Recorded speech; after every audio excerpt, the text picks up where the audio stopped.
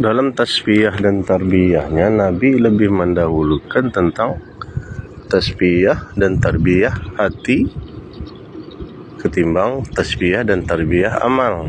Karena masalah hati ini itu menyangkut masalah akidah, masalah keikhlasan, dan masalah tawaduk, masalah istilahnya masalah urgen.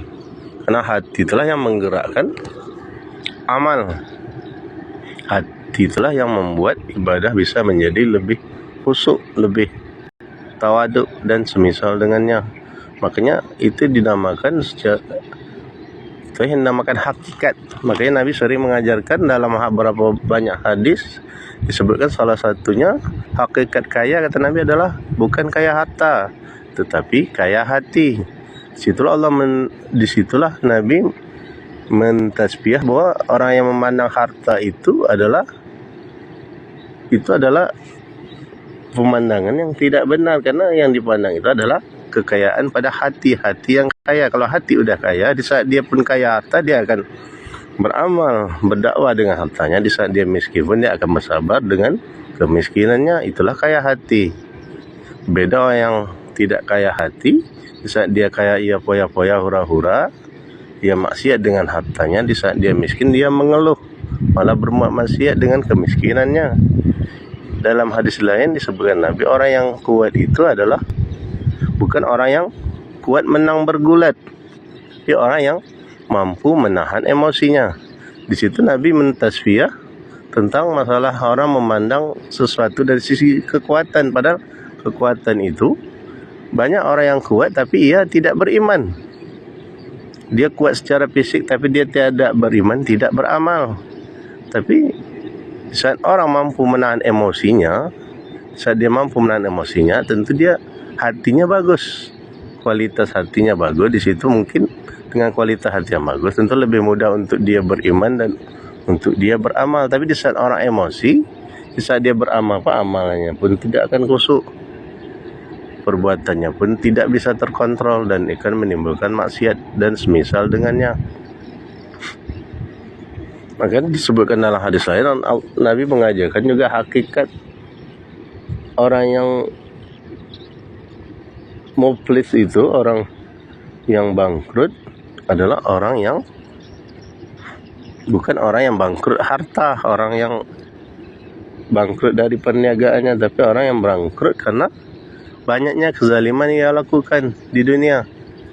Dia punya banyak amal, tapi di sisi lain dia punya banyak kezaliman. Ia menzalimi orang lain, entah mengambil harta orang lain, atau menyakiti orang lain, atau menghina orang lain, sehingga di akhirat besok amalnya habis untuk menutupi kezaliman yang telah ia lakukan kepada orang lain. Atau di saat dia tidak punya amal, maka dosa orang yang dizaliminya akan pindah kepada dia. Itulah orang yang bangkrut pada hakikatnya, kata Nabi, bukan bangkrut dari sisi harta. Karena harta itu bukanlah suatu standarisasi. Karena Allah dah disebutkan Allah hanya melihat kepada walakin yanzur ila qulubikum wa amalikum. Allah melihat kepada hati, amalan hati, kualitas hati, wa amalikum, dan kualitas amal. Kualitas hati tentu dengan keikhlasan, dengan tauhid, dengan tawaduk dan semisalnya, dan kualitas amal tentu dengan ittiba, mengikuti perintah Nabi.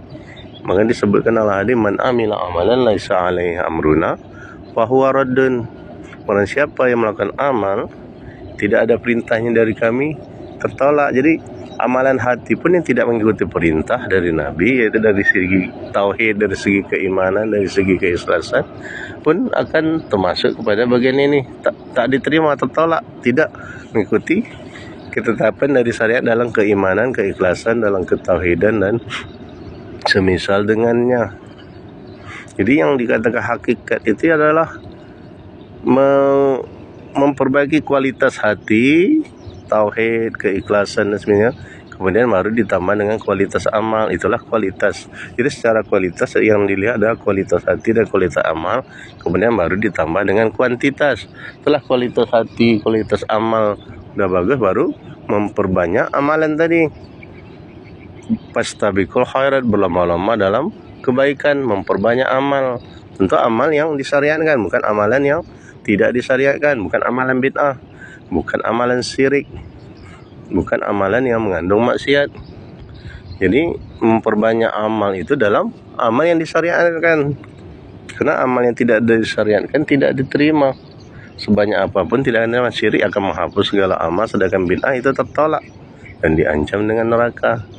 Jadi kembali kepada hakikat itu adalah yaitu memperbaiki kualitas hati dulu, kemudian memperbaiki kualitas amal, setelah itu memperbanyak amal yang setelah amalan yang telah bagus tadi diperbanyak dan saling berlomba-lomba.